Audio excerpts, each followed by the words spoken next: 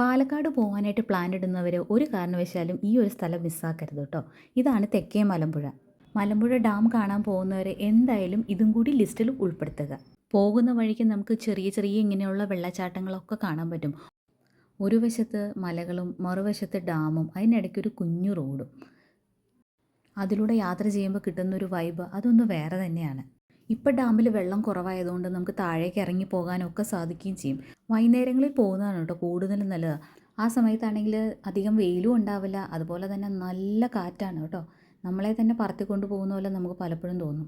ഇങ്ങനെയൊക്കെ ആണെങ്കിൽ നമ്മൾ വെള്ളത്തിൽ ഇറങ്ങാതിരിക്കുന്നതാണ് കേട്ടോ നല്ലത്. കാരണം ഡാം ആയതുകൊണ്ട് ചിലപ്പോൾ നമ്മൾ അറിയാത്ത കുഴികളും കാര്യങ്ങളൊക്കെ ഉണ്ടാവും. ഫാമിലിയായിട്ട് ഒരു പ്രാവശ്യമെങ്കിലും പോകേണ്ട ഒരു സ്ഥലമാണ് കേട്ടോ. അത്ര ഭംഗിയാണ് ആ സ്ഥലം കാണാനായിട്ട്. അപ്പോൾ ഇനി പാലക്കാട് പോകുമ്പോൾ എല്ലാവരും ഇതും കൂടി ഒന്ന് കണ്ടു വന്നോളൂ.